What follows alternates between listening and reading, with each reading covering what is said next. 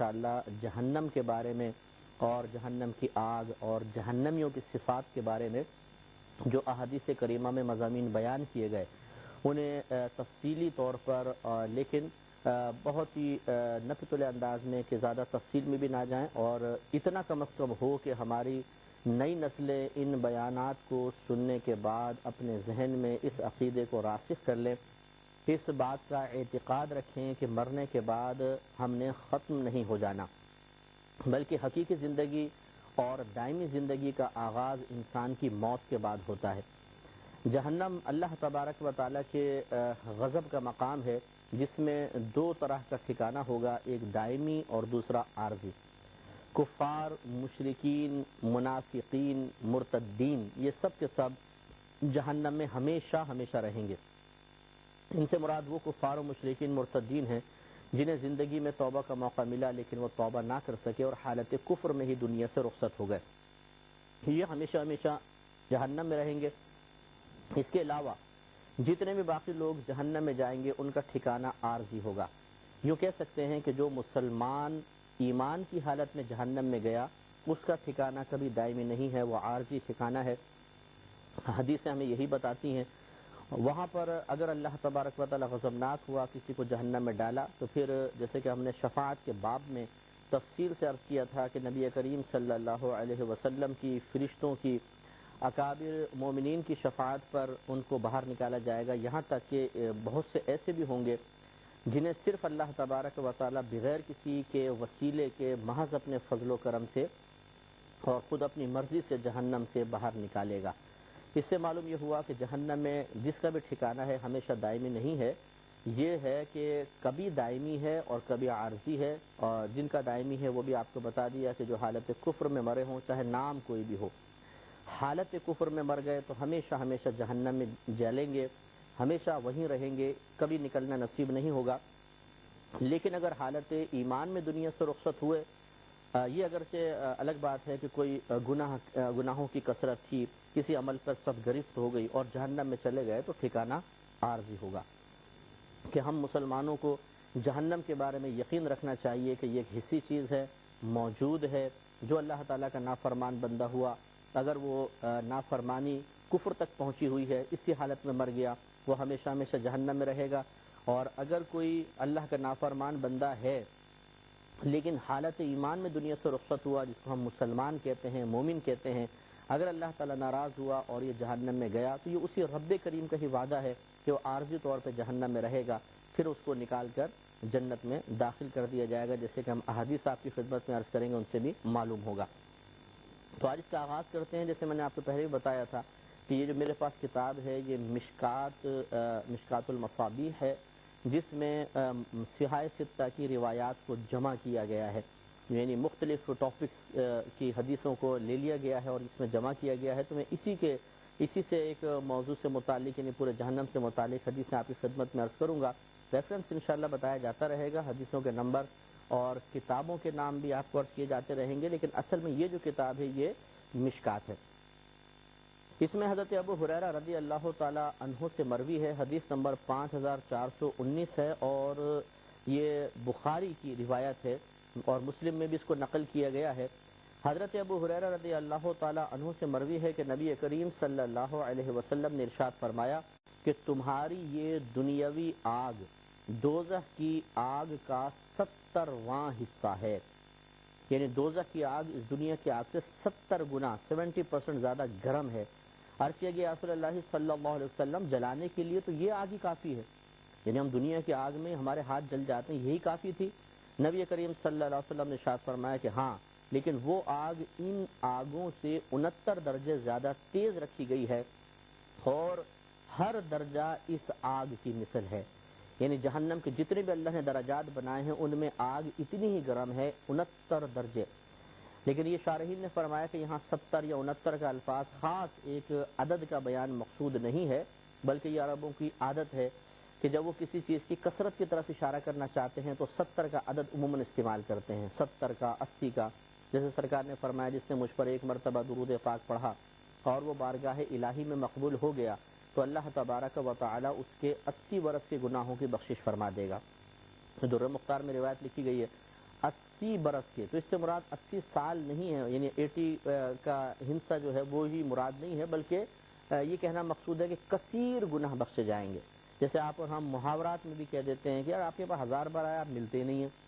اب یہاں یہ نہیں کہ گن کر 1000 بار آیا، بلکہ ہم کہتے ہیں 1000 بار، یہ کافی دفعہ آپ کے پاس آیا ہوں لیکن آپ سے ملاقات نہ ہو سکی۔ اسی طرح یہاں پر بھی ہے کہ جہنم کی آگ دنیا کی آگ سے بہت زیادہ گرم ہے۔ اس کو بیان کرنے کے لیے 70 یا 69 کا ہنسا بیان کر دیا گیا۔ اب آپ دنیا کی آگ کے بارے میں غور کریں کہ دنیا کی آگ مختلف درجات کی حامل ہوتی ہے یا مختلف تیزی اس کے اندر ہوتی ہے۔ مثال کے طور پہ آپ کے ایک موم بتی کی بھی آگ ہے، ایک لالٹین کی آگ ہے، ایک گیس کے چولہے کی آگ ہے، پھر گیس کے چولہوں میں بڑے جو کچنز ہوتے ہیں ان کے اندر بھی آگ جلتی ہے، بڑے پریشر کے ساتھ ہوتی ہے، کمرشل گیس جس کو آپ کہتے ہیں۔ اس کے بعد اگر آپ ویلڈنگ کی آگ کے بارے میں دیکھ لیجئے، وہ کتنی زیادہ گرم ہوتی ہے کہ لوہے کو کاٹ کر رکھ دیتی ہے۔ نبی کریم صلی اللہ علیہ وسلم کے فرمان کے مطابق جہنم کی آگ اس دنیا کی آگ سے 70 گنا زیادہ گرم ہے۔ تو دنیا کی تمام آگوں کو اگر آپ دیکھ لیں ان سے زیادہ جہنم کی آگ گرم ہے۔ تو اگر یہ ویلڈنگ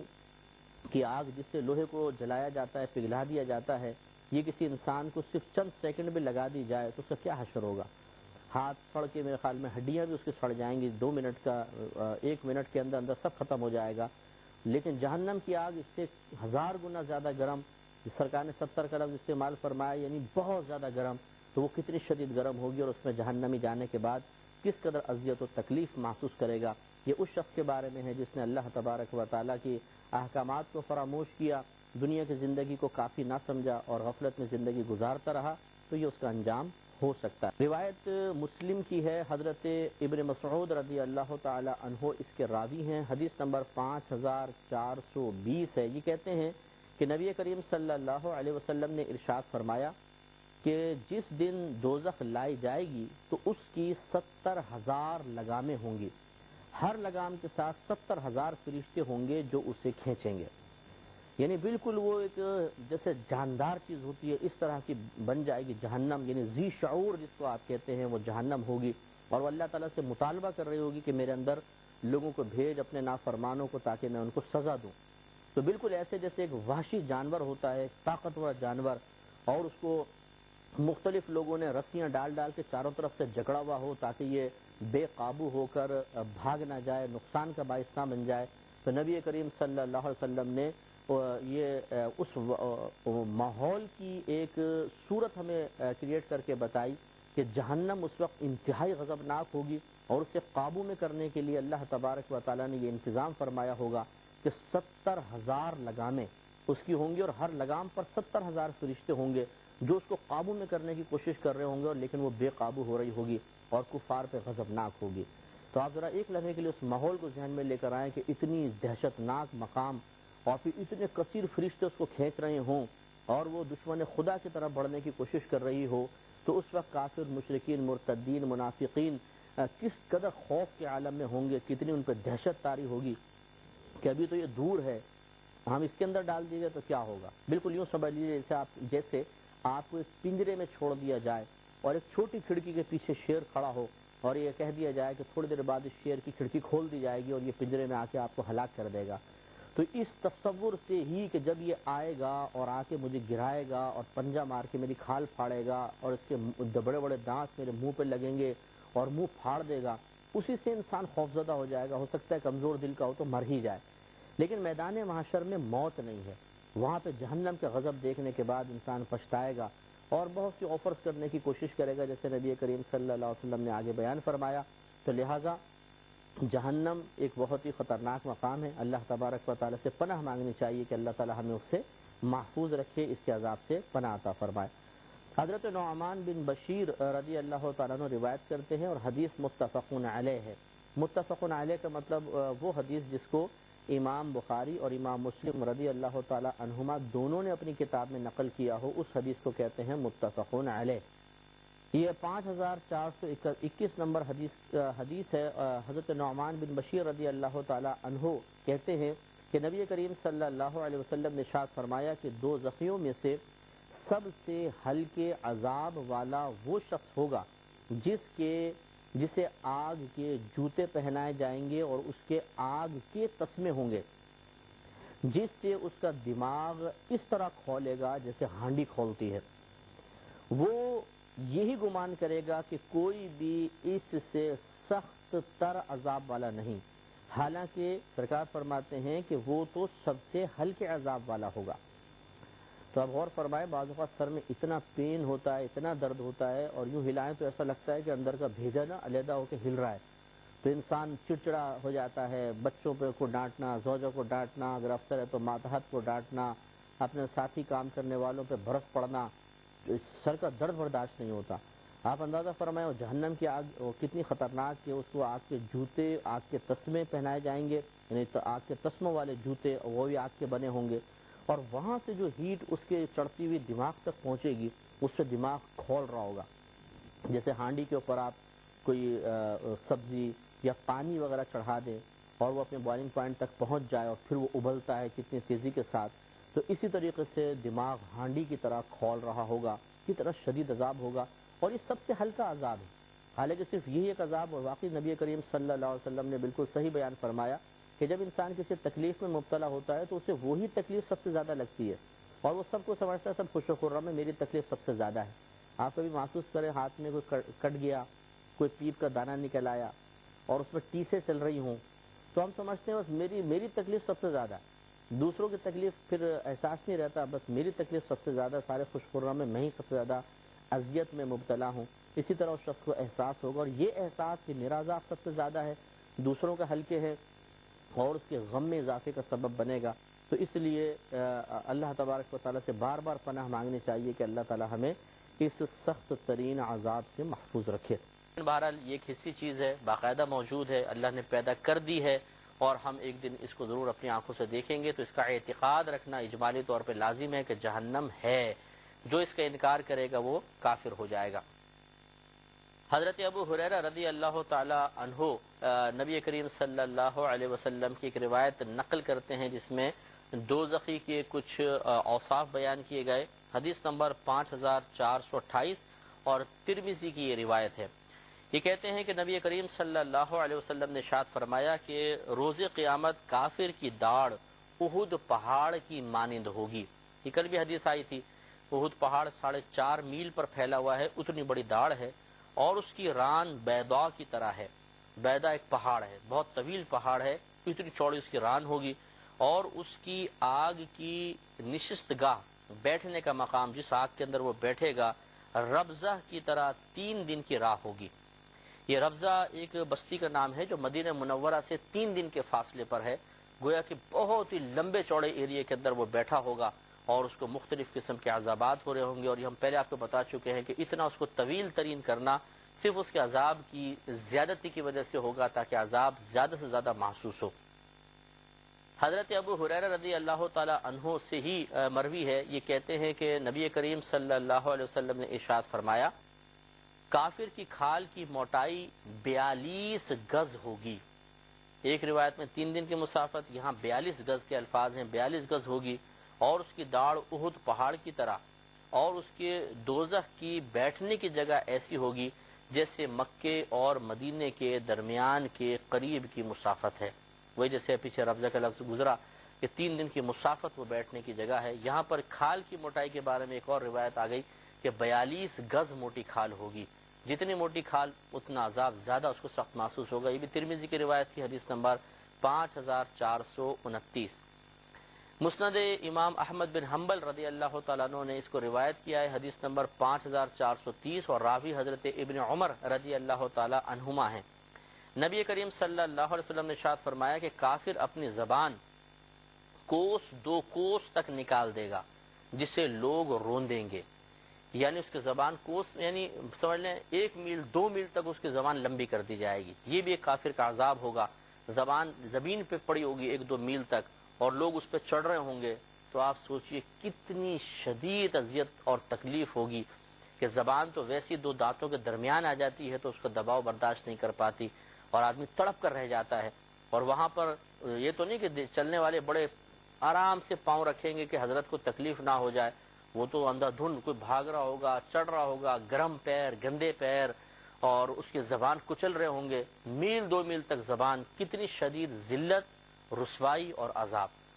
تو یہاں دنیا میں ایمان اختیار کرنا کتنا آسان ہے، لیکن ایمان قبول نہ کر کے آخرت کا عذاب سہنا کس قدر مشکل۔ لیکن عقل دیکھیے کہ یہاں کی راحت اور یہاں کا وقتی سکون یہ انسان اختیار کر رہا ہے اور آخرت کے عذاب کو فراموش کر رہا ہے، یہ بہت ہی زیادہ توجہ طلب بات ہے کہ اس کے اوپر نظر ثانی کی جائے۔ حضرت ابو سعید خدری رضی اللہ تعالی عنہ اس ایک راوی حدیث کے، ترمذی کی روایت ہے، حضرت ابو سعید نے اس کو روایت کیا، 5431 نمبر حدیث ہے۔ یہ کہتے ہیں کہ نبی کریم صلی اللہ علیہ وسلم نے ارشاد فرمایا کہ سعود آگ کا پہاڑ ہے، یعنی جہنم میں سعود ایک پہاڑ ہے، آگ کا پہاڑ ہے، جس میں دوزخی 70 سال تک چڑھے گا اور پھر وہاں سے گرے گا اور ہمیشہ ایسا ہی کرتا رہے گا۔ یعنی یہ ایک عذاب کی ایک اور کیفیت بیان کی، کیونکہ سارے کفار کو ایک جیسا عذاب نہیں ہوگا، کوئی کسی عذاب میں ہے، کوئی کسی عذاب میں ہے، کوئی کسی۔ تو ابھی پہلے بھی بات پچھلے پروگرام میں بھی غالباً گزری تھی کہ 70 کا عدد جو ہے وہ عرب لوگ محاورتاً استعمال کرتے ہیں، جیسے ہم 1000 کا لفظ ہم استعمال کرتے ہیں کہ جی 1000 بار آپ کے پاس آیا ہوں ملتے نہیں، 1000 بار تم نے چیز مانگی ہم نے تمہیں ہر دفعہ دی ہے کہ نہیں دی۔ تو 1000 کا ہندسہ کثرت کے بیان کے لیے آتا ہے۔ تو گویا کہ نبی کریم صلی اللہ علیہ وسلم کا یہ مقصد ہو سکتا ہے کہ وہ بہت ہی زیادہ بلند پہاڑ ہے، اس پہ چڑھنے کی مشقت، اور وہ پہاڑ کوئی ایسا نہیں ہے کہ ٹھنڈا پہاڑ ہو، آگ کا پہاڑ بیان فرمایا، جہاں ہاتھ رکھے گا ہاتھ سڑے گا، پاؤں رکھے گا پاؤں سڑے گا، پھر ٹھیک ہو جائے گا، لیکن چڑھے گا۔ اس سڑن کے باوجود، جلنے کے باوجود وہ چڑھتا رہے گا، آگ برداشت کرتا رہے گا۔ اور ایک روایت میں ہے کہ اس کی حسرت بڑھانے کے لیے جب وہ چڑھے گا تو اس کو جہنم کا اوپر کا دروازہ نظر آئے گا، تو وہ گمان کرے گا کہ شاید اب میں اوپر چڑھ کے باہر نکل جاؤں گا، تو اس کا جوش بڑھ جائے گا اور وہ سخت عذاب برداشت کرتا ہوا اوپر پہنچے گا،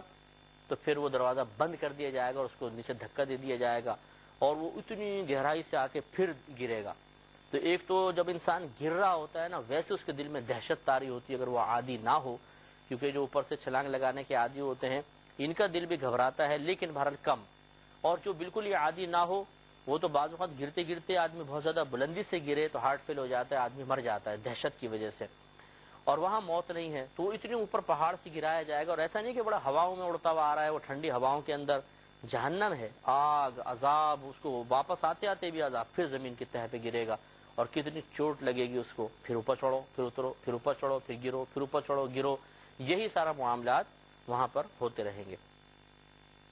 انہی سے روایت ہے، حضرت ابو سعید خدری رضی اللہ تعالیٰ عنہ روایت کرتے ہیں، ترمذی کی روایت ہے، حدیث نمبر 5432 ہے۔ یہ کہتے ہیں کہ نبی کریم صلی اللہ علیہ وسلم نے اللہ تبارک و تعالی کے فرمان کل مہلی کے بارے میں فرمایا، یعنی جو جہنمیوں کو پینے کے لیے دیا جائے گا، اللہ تعالیٰ نے فرمایا کل مہل، وہ تیل کی تلچھٹ کی طرح ہے، یعنی جو تیل کے اوپر کا حصہ ہے ویسا ہے۔ تو سرکار نے فرمایا کہ تو جب وہ پینے کے لیے تیل کی، یعنی مشروب جو اس کو دیا جائے گا جہنمی کو، وہ ایسا ہوگا جیسے تیل کے اوپر کا حصہ، جو آپ نے دیکھا کبھی کبھی چکنائی سی آ جاتی ہے تیل کے اوپر اور سخت کھولتا ہوا زیادہ گرم ہوتا ہے، کبھی آپ نے چائے بھی پی اوپر کی سطح زیادہ گرم ہوتی ہے، اس طرح تیل اوپر کی سطح زیادہ گرم ہے۔ اب وہ اس کو جب قریب کرے گا، سرکار فرماتے ہیں تو جب اس کے چہرے کے قریب کیا جائے گا تو اس کے چہرے کی کھال اس میں گر جائے گی، اتنا یعنی گرم ہوگا کہ جب وہ قریب کرے گا تو چہرے کی کھال پگھل کر اس میں گر جائے گی۔ آپ اندازہ کریں کہ صرف یہ تصور ہی قائم کریں کہ چہرے کی کھال پگھل کے گر رہی ہے اور اندر کی ہڈیاں نکل آئیں، کس قدر اذیت ناک یہ تصور ہے۔ اور جس کو یہ اذیت محسوس ہو رہی ہوگی کہ پورے چہرے کی کھال گر رہی ہے جل کر سڑ کر، وہ کس قدر عذاب میں ہوگا۔ لیکن ایسا نہیں ہے کہ یہ ایک دفعہ اور ختم ہو جائے، وہاں موت ہی نہیں ہے اور یہ عذاب کا تسلسل ہمیشہ ہمیشہ جاری رہے گا۔ اللہ تعالی ہم سب کو محفوظ فرمائے۔ حضرت ابو ہریرہ رضی اللہ تعالیٰ عنہ روایت کرتے ہیں، ترمذی کی ہی روایت ہے، حدیث نمبر 5433 ہے۔ یہ کہتے ہیں کہ نبی کریم صلی اللہ علیہ وسلم نے ارشاد فرمایا کہ دوزخیوں کے سر پر گرم گرم پانی ڈالا جائے گا تو یہ گرم پانی اس میں سرایت کر جائے گا، یعنی سر پھاڑ کے اندر گھس جائے گا، اندر چلا جائے گا، حتیٰ کہ اس کے پیٹ تک پہنچ جائے گا تو اس کے پیٹ کی چیزوں کو کاٹ ڈالے گا، حتیٰ کہ اس کے قدموں سے باہر نکل جائے گا۔ اور سرکار فرماتے ہیں اس کے بعد پھر وہ جیسا تھا ویسا بنا دیا جائے گا۔ اب آپ غور فرمائیں کہ چونکہ اللہ کی طرف سے عذاب مقرر ہے نا، جب وہ گرا ہے تو یہ پیٹ پھٹ کے یہاں سے نہیں نکل رہا باہر، وہ یہاں سے گھسے گا تو باقی جو باڈی ہے وہ اس کو باہر نہیں نکلنے دے گی، وہ یوں پھاڑتا ہوا جائے گا اور قدموں کے پاس سے نکلے گا۔ اس کا مطلب ہے پورے پیٹ کی آنتیں پھٹ جائیں گی، پھر وہ رانوں کے اندر سرایت کر جائے گا، وہاں سے عذاب ہوتے ہوتے قدموں سے باہر نکلے گا۔ آپ غور فرمائیں کہ کیا دنیا میں اس طرح ممکن ہے کہ کوئی سر سے پانی ڈالے اور قدموں سے نکلے؟ نہیں ہے۔ تو جہنم کا عذاب یہاں کے یعنی یہاں پر رہ کر ہم ادھر کے عذاب کا صحیح تصور بھی قائم نہیں کر سکتے، اس لیے کہ اس کی نظیریں دنیا میں موجود نہیں ہیں۔ لیکن کس قدر سخت عذاب ہے، جس شخص کو ہو رہا ہوگا الامان والحفیظ، کہ وہی یہ بات جانتا ہوگا کہ اس کی شدت اور سختی کتنی ہے۔ حضرت ابو امامہ رضی اللہ تعالی عنہ روایت کرتے ہیں، ترمذی کی ہی روایت ہے، حدیث نمبر 5434 ہے۔ یہ کہتے ہیں کہ نبی کریم صلی اللہ علیہ وسلم نے اللہ تعالیٰ کے فرمان کی یسقا من ماء صدید یتجرعہ کے متعلق فرمایا کہ اسے ایسا پانی، پیپ کا پانی دیا جائے گا جہنمی کو، جس کو وہ گھونٹ گھونٹ کر کے پیے گا۔ یہ اللہ نے قرآن میں بیان فرمایا۔ تو نبی کریم صلی اللہ علیہ وسلم اس کی وضاحت اور تشریح کرتے ہوئے ارشاد فرماتے ہیں کہ جب اس کے منہ کے قریب یہ پانی کیا جائے گا، یعنی پیپ ہوگی، جہنمیوں کے زخموں سے نکلا ہوا پانی اور پیپ گندا، یہ اس کو دیا جائے گا پینے کے لیے۔ سرکار فرماتے ہیں تو وہ اس کو ناپسند کرے گا، لیکن اس کے قریب کیا جائے گا تو یہ پانی اس کے چہرے کو بھون ڈالے گا، ابل جائے گا چہرہ، جیسے ایک دم آپ نے دیکھا ہوگا ایک دم تیز آگ کسی کی طرف چلی جائے تو چہرہ جل کر ایک دم ختم ہو جاتا ہے، جیسے تیزاب ڈال دیا جائے۔ کبھی آپ نے گٹر کی لائن کھولنے کے لیے ہی نالی کے اندر تیزاب ڈال کر دیکھیے کیسے ایک دم جھلسا دیتا ہے زمین کے اوپر ایک دم، اور بدبو اٹھتی ہے اس کی۔ یہ اگر چہرے پر ڈال دیا جائے تو سڑ کے ختم ہو جائے۔ تو یہ اسی طریقے سے یہ گرم جو پیپ کا پانی ہوگا، گندا پانی ہوگا، پہلے تو ناپسند کرے گا اس کی گندگی کو دیکھ کر، لیکن اللہ کا عذاب ہے، وہ قریب کیا جائے گا تو چہرہ بھن جائے گا۔ اور سرکار فرماتے ہیں اس کے سر کی کھال گر پڑے گی، پگھل کے سر کی کھال گر جائے گی، اور لیکن پھر بھی وہ اس کو پیے گا، اور جب اس کو پیے گا تو اس کی آنتوں کو کاٹ ڈالے گا، جو اس کے پیچھے کے مقام سے باہر نکل پڑیں گی، کٹ جائے گا، سب ختم ہو جائے گا۔ اللہ تعالیٰ فرماتا ہے اور وہ گرم پانی پلائے جائیں گے جو ان کی آنتیں کاٹ ڈالے گا۔ اور اللہ تعالیٰ کا یہ بھی فرمان ہے کہ اگر وہ پانی مانگیں گے تو انہیں تیل کی تلچھٹ جیسا پانی دیا جائے گا، اور یہ بئس الشراب، یہ بڑا برا پانی ہے، بہت ہی خراب قسم کا مشروب ہے، جو انسان کو راحت نہیں دے گا بلکہ عذاب میں اضافہ کرے گا۔ اللہ تعالیٰ ہمیں محفوظ فرمائے۔ حضرت ابو سعید خدری رضی اللہ تعالیٰ عنہ سے مروی ہے، ترمذی کی روایت ہے، حدیث نمبر 5435، کہ نبی کریم صلی اللہ علیہ وسلم نے ارشاد فرمایا کہ دوزخ کے احاطے کی 4 دیواریں ہیں، ہر دیوار کی موٹائی 40 سال کی مسافت ہے۔ یعنی ایک گویا کہ دوزخ جو ہے ایک چوکور سا ایک گھر ہے سمجھ لیجئے، اور کتنا بڑا ہے اندر، یہ تو آپ خود اس سے اندازہ کر لیں کہ ایک ایک جہنمی کے بیٹھنے کی جگہ جب 3 دن کی مسافت ہے، تقریباً 92 کلومیٹرز ہے، اور اربوں خربوں کے حساب سے جہنمی ہوں گے، تو آپ اندازہ کریں کہ کتنی بڑی وہ جہنم ہے۔ اور اس کے جب آپ دیواروں کو دیکھیں تو سرکار فرماتے ہیں 40 سال کی مسافت ہے، یعنی اگر ایک دیوار کو دیکھ لیں ایک سائڈ کی، اس کے ایک کنارے سے چلیں تو 40 سال تک گزرنے کے بعد پھر دوسرے کنارے تک پہنچیں گے۔ تو جس کی چاروں طرف کی دیواریں اتنی موٹی ہیں، پھر وہ خود جہنم کس قدر وسیع ہوگی، تو عقل میں یہ چیز نہیں آ سکتی ہے، اس کا تصور ہی آپ قائم نہیں کر سکتے۔ اتنی بڑی دیوار کا تصور قائم کر کے دیکھیں جو 40 سال کی مسافت رکھتی ہو، آئے گا ہی نہیں ذہن میں، اس لیے کہ تصور اسی چیز کا ذہن میں آتا ہے جس کو ہم نے خود دیکھا ہو، یا اس کی کوئی نظیر ہمارے دنیا کے اندر موجود ہو۔ تو زیادہ سے زیادہ دیواریں، چین کا تصور آ گیا، ہاں بھی اتنی چوڑی ہے، ٹھیک ہے، کوئی قلعہ کبھی دیکھا ہو کسی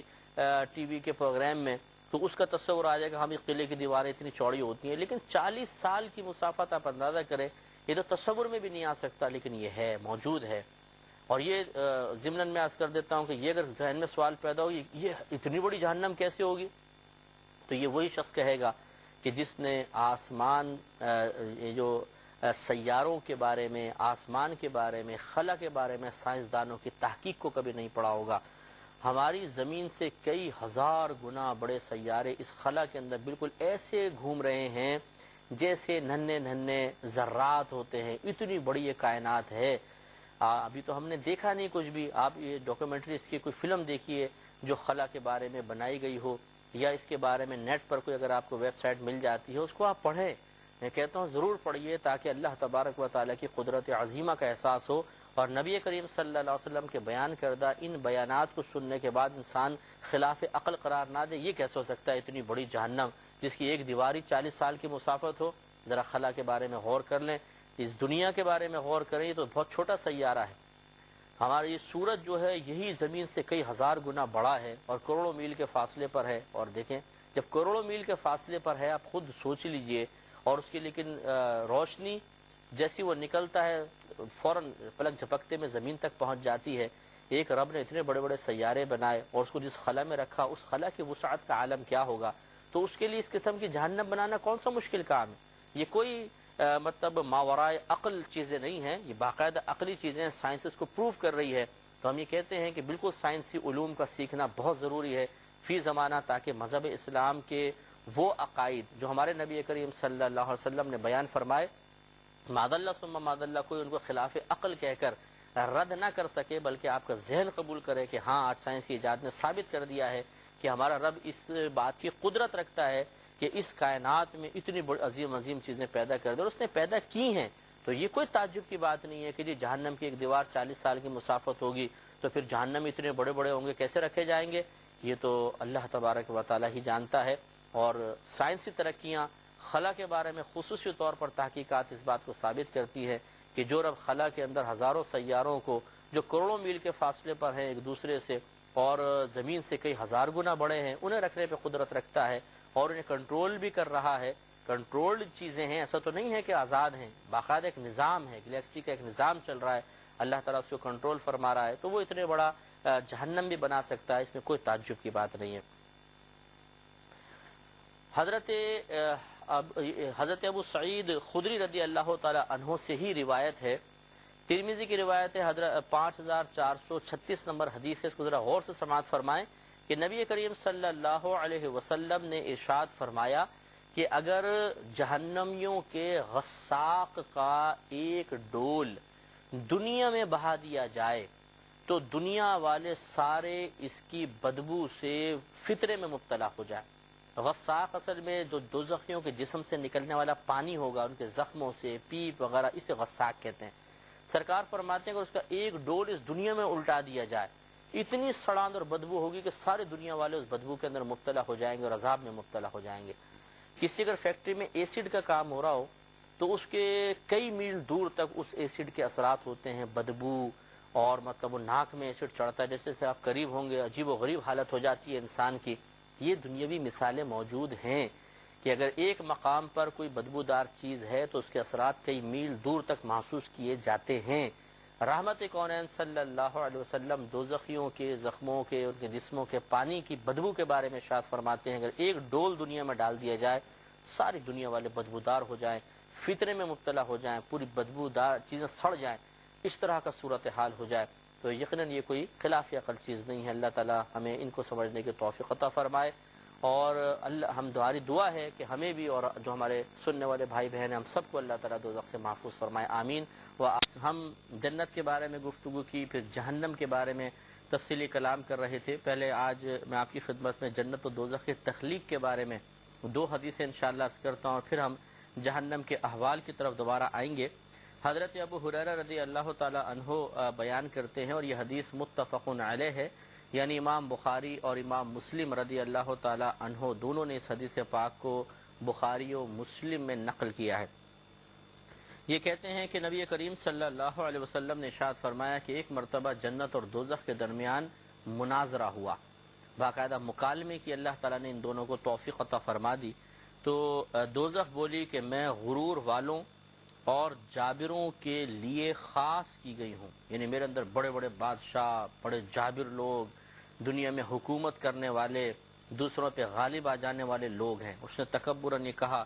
جنت نے کہا کہ میرا حال یہ ہے کہ مجھ میں صرف کمزور لوگ اور گرے پڑے سیدھے سادے ہی داخل ہوں گے، یعنی یہ جنت کا اپنے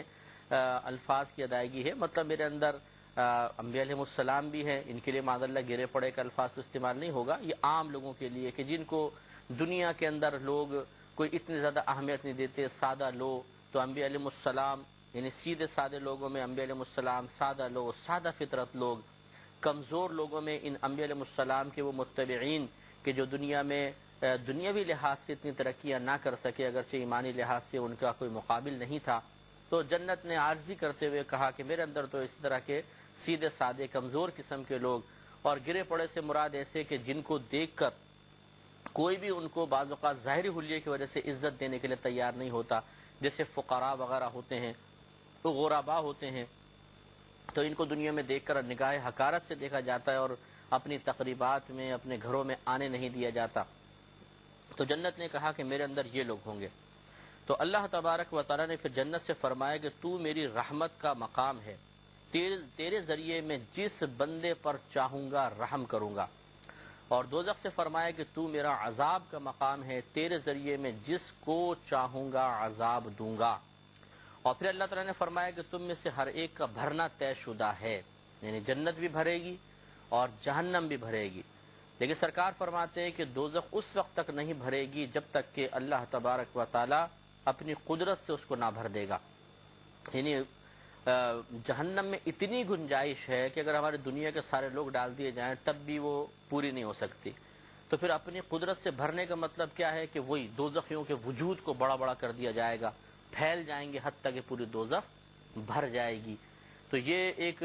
نبی کریم صلی اللہ علیہ وسلم کی صحیح حدیث ہے، جس میں جنت نے یہ سوچا، مطلب جو اس کو اللہ تعالیٰ نے شعور دیا کہ میرے اندر سادہ قسم کے لوگ آئے جن کو دنیا میں اتنا مقام و مرتبہ نہ ملا، تو اس نے عاجزی سے اپنے بات کہی۔ جہنم نے مغروروں کے اوپر فخر کرتے ہوئے کہا، تو اللہ تعالیٰ نے بیان فرمایا کہ یہ تیرا کوئی کمال نہیں ہے، یا تجھ میں اس قسم کے لوگوں کا آنا کوئی کمال کی بات نہیں ہے، بلکہ وہ تو اللہ کے غضب میں مبتلا ہوں گے، غضبناک ہو کر آئیں گے، اور جنت میں اللہ تبارک و تعالیٰ کے نیک بندے آئیں گے، اللہ ان پر اپنی رحمت نازل فرمائے گا۔ لہٰذا اس اعتبار سے یقیناً جنت کو جہنم پر فوقیت حاصل ہے، تو گویا کہ ان کا مناظرہ مکالمہ ہوا، لیکن اللہ تبارک و تعالیٰ نے جنت کو فوقیت دی۔ اس سے معلوم یہ ہوا اس حدیث سے کہ یقیناً جنت کا وجود ہے، جہنم کا وجود ہے، اور اللہ تبارک و تعالیٰ نے طے کر لیا ہے کہ ان دونوں کو ضرور بھرا جائے گا، لیکن ان کے حاصل کرنے اور ان سے بچنے کے معاملات ذرا سے مختلف ہیں، یعنی جہنم سے بچنے کے اور جنت میں داخلے کے لیے حدیث سماعت فرما لے۔ ترمذی، ابو داؤد، نسائی تینوں نے اس کو روایت کیا۔ حضرت ابو ہریرہ رضی اللہ تعالی عنہ ہی اس کے راوی ہیں۔ یہ کہتے ہیں کہ نبی کریم صلی اللہ علیہ وسلم نے ارشاد فرمایا کہ جب اللہ تبارک و تعالی نے جنت کو پیدا فرمایا تو جبریل امین علیہ السلام سے فرمایا کہ اے جبریل جاؤ اسے دیکھو، میں نے ایک چیز تیار کی ہے۔ تو انہوں نے جا کر اسے دیکھا اور جو اس کے رہنے والوں کے لیے تیار کیا تھا ان تمام نعمتوں کو ملاحظہ کیا، تو واپس آ کے عرض کی اے میرے رب تیری عزت کی قسم کہ کوئی بھی ایسا نہ ہوگا کہ جو اس میں داخل نہ ہو، یعنی جو اس کے بارے میں سنے اور پھر اس میں داخل نہ ہو، یہ نہیں ہو سکتا، کیونکہ اتنی تو نے پیاری پیاری نعمتیں تیار کر رکھی ہیں کہ جو ان کے بارے میں سنے گا وہ ضرور جنت میں داخل ہو جائے گا۔ پھر اللہ تبارک و تعالیٰ نے جنت کو مشقتوں سے ڈھانپ دیا، یعنی عبادات کی ادائیگی کی مشقت، گناہوں سے بچنے کی مشقت، اللہ تبارک و تعالیٰ کی اطاعت کی مشقت، کیونکہ ان تمام چیزوں میں یقینی سی بات ہے کہ مشقت کے پہلو تو ہیں۔ نفس شدید اذیت اور بعض اوقات تکلیف محسوس کرتا ہے، اسی طریقے سے اپنی خواہشات کو قربان کرنا پڑتا ہے، اس میں انسان کو مشقت محسوس ہوتی ہے۔ نمازیں پڑھنا، حلال کی تگ و دو میں اور حرام سے بچنے کی تگ و دو میں بڑی اذیت اور بڑی تکلیف ہوتی ہے۔ انسان چاہتا ہے کہ میری جو ضروریات ہیں آسانی سے پوری ہو جائیں، لیکن اسے جب وہ محنت کر کے حلال کے ذریعے ضروریات پوری کرنے کی کوشش کرتا ہے تو یقینی سی بات ہے کہ سب پوری نہیں ہو پاتی، اس میں اس کو بڑی اذیت ملتی ہے، روحانی تکلیف، جسمانی تکلیف اور بہت سارے معاملات۔ تو جب اللہ تبارک و تعالی نے جنت کو ان تمام معاملات سے ڈھک دیا تو پھر فرمایا اے جبرائیل اب اسے جا کر دیکھو۔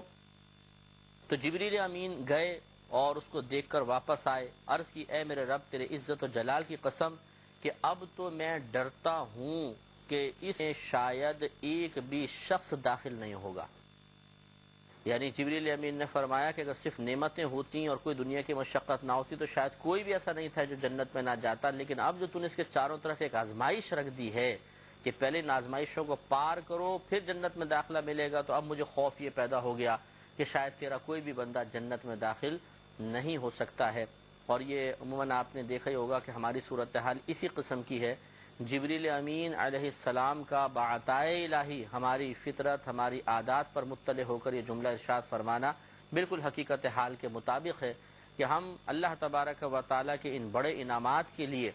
دنیا میں کسی قسم کی مشقت برداشت کرنے کے لیے تیار نہیں ہیں۔ بے عملی ہم نہیں چھوڑتے، گناہ کرنا ہم نہیں چھوڑتے، کوئی نافرمانی کا کام کرنا ہم نہیں چھوڑتے، فرما برداری ہمیں بوجھ محسوس ہوتی ہے، کوئی ہمیں سمجھاتا ہے تو اس کی نصیحت اس کی باتیں ہمیں کاٹ کھانے کو دوڑتی ہیں، تکلیف محسوس ہونے لگ جاتی ہے۔ اللہ تعالیٰ اور اس کے رسول کریم صلی اللہ علیہ وسلم کی طرف سے حاصل شدہ نعمتیں ضرور ہم کھاتے پیتے ہیں اور ان سے حفظ نفس حاصل کرتے ہیں، لیکن ان کے احکام ماننے کے لیے ہم بالکل تیار نہیں ہیں، غصہ آتا ہے اور بے پرواہی کی زندگی گزارتے رہتے ہیں۔ تو یقیناً جبریل امین نے بالکل صحیح فرمایا کہ جنت کی صرف نعمتیں ہوتی ہیں، کوئی مقام مشقت کا یہاں پر قائم نہ کیا جاتا، کوئی مشقت کے معاملات نہ ہوتے تو شاید پھر کوئی بھی ایسا نہیں تھا جو جنت میں داخل نہ ہوتا۔ لیکن اب چونکہ اللہ تعالیٰ نے جنت کو مختلف آزمائشوں کے درمیان مقید کر دیا کہ پہلے آزمائشوں سے گزرو پھر جنت میں آؤ، تو انہوں نے فرمایا اب تو مجھے خطرہ لگتا ہے کہ ایک آدمی بھی جنت میں داخل نہیں ہوگا۔ لیکن بہرحال اللہ تعالیٰ کے ہزارہ بندے جنت میں جائیں گے، اللہ تعالیٰ ہمیں بھی داخلہ عطا فرمائے۔ لیکن یہ ایک مسلمہ بات ہے کہ جنت میں دخول نفسانی خواہشات سے مقابلہ کیے بغیر بہت ہی مشکل ہے۔ پھر سرکار مدینہ صلی اللہ علیہ وسلم فرماتے ہیں کہ جب اللہ تعالیٰ نے جہنم پیدا کی تو جبریل امین سے فرمایا کہ اے جبریل میں نے ایک اور مقام تیار کیا ہے، اسے جا کر دیکھو۔ تو جبریل امین گئے، جا کر اس کو دیکھا تو واپس آ کر عرض کی اے میرے رب تیری عزت کی قسم کہ جس نے اس کے بارے میں سنا تو ایسا نہیں ہو سکتا کہ اس میں کوئی ایک بھی داخل ہو جائے، یہ اتنی خطرناک تو نے مقام تیار کیا ہے، اتنا شدید عذاب ہے اس کا کہ جو سن لے گا وہ کبھی اس میں داخل نہیں ہوگا۔ تو اللہ تبارک و تعالی نے جہنم کو خواہشات نفسانی کی پیروی اور مختلف قسم کے گناہوں وغیرہ کی لذات اس سے ڈھانپ دیا۔ پھر فرمایا جبریل اب جا کر دیکھو۔ انہوں نے دیکھا اور آ کر عرض کی کہ اے میرے رب تیرے عزت و جلال کی قسم کہ اب تو میں ڈرتا ہوں کہ ہر ایک اس میں داخل ہو جائے گا۔ تو اب غور فرمائیں کہ یعنی اللہ نے جہنم بنایا اور جہنم کے چاروں طرف گناہوں کی لذات، نفسانی خواہشات کی تکمیل، اللہ تعالیٰ کی معاذ اللہ نافرمانی کے ذریعے وقتی سکون، ان چیزوں کو رکھ دیا۔ تو گویا کہ یہ چیزیں جہنم میں داخلے کا سبب بنتی ہیں اور ان میں اتنی اٹریکشن ہے اور اتنا زیادہ انسان ان چیزوں کی طرف مائل ہے کہ جبریل امین نے بالکل صحیح فرمایا کہ اب تو مجھے لگتا ہے کہ کوئی بھی ایسا نہیں ہوگا جو جہنم میں نہ جائے، کیونکہ سب انسان انبیاء علیہ السلام، صحابہ کرام، اولیاء عظام، علماء، فقہا، نیک مومنین مومنات کے علاوہ کی ہم بات کر رہے ہیں، ان کا بھی مقصود یہی تھا کہ یہ لوگ جو عام مسلمان ہیں، عام لوگ ہیں، چاہے وہ کفار ہیں، مشرکین ہیں، مرتدین، منافقین ہیں، کہ یہ لوگ نہ تو نفسانی خواہشات کو چھوڑیں گے، نہ گناہوں کو چھوڑیں گے، نہ اللہ تبارک و تعالیٰ کی نافرمانی کے ذریعے وقتی سکون کے حصول کے سلسلے کو ترک کریں گے۔ تو پھر یہ چیزیں کرتے کرتے ان کے بیچ میں تو جہنم رکھی گئی ہے تو یہ جہنم میں جا طلب بات یہ کریم صلی اللہ علیہ وسلم کم و بیش 1500 سال پہلے اس بات کی وضاحت کر دی کہ تمہاری پیدائش سے پہلے ہی اللہ نے جنت اور جہنم کو پیدا کر دیا۔ جنت میں دخول کے لیے کیا کیا کرنا چاہیے، جہنم میں دخول کے لیے کیا کیا چیزیں سبب بن سکتی ہیں، اس کی وضاحت کر دی گئی۔ اب یہ ہم پر ہے کہ ہم ان سے کوئی فائدہ حاصل کریں نہ کریں، کوئی نصیحت حاصل کریں یا نہ کریں۔ اب تمام چیزیں واضح ہیں، ہمارے سامنے ہیں، انسان کو چاہیے کہ ذرا عقل کا دامن تھامے اور اللہ تبارک و تعالیٰ کی نعمتوں کا اعتراف کرتے ہوئے، جہنم کے احوال کو پیش نظر رکھتے ہوئے، جنت کی نعمتوں پر توجہ کرتے ہوئے اپنے اعمال کو، عقائد کو درست رکھے اور اللہ تعالیٰ کی رضا حاصل کرنے کی کوشش کرے۔ چند مزید حدیثیں جہنم کے بارے میں اور سماعت فرمائیں۔ ابو بردہ رضی اللہ تعالیٰ عنہ اس حدیث کے راوی ہے جو میں آپ کی خدمت میں عرض کر رہا ہوں۔ دارمی کی روایت حدیث نمبر 5442 ہے۔ یہ کہتے ہیں کہ یہ اپنے والد گرامی سے روایت کرتے ہیں کہ رسول کریم صلی اللہ علیہ وسلم نے ارشاد فرمایا کہ دوزخ میں ایک وادی ہے جس کا نام ہب ہب ہے، ہر تکبر کرنے والا وہاں رہے گا۔ تو تکبر کا مطلب ہوتا ہے کہ سامنے والے کو اپنے سے حقیر اور کمتر تصور کرنا اور خود کو اس سے اعلیٰ سمجھنا۔ تو اللہ تبارک و تعالیٰ نے جہنم میں خاص وادی ہب ہب نامی تیار کی ہوئی ہے جن میں اس قسم کے متکبرین کو ڈالا جائے گا، چاہے وہ کفار میں سے ہوں چاہے وہ مسلمانوں میں سے ہوں۔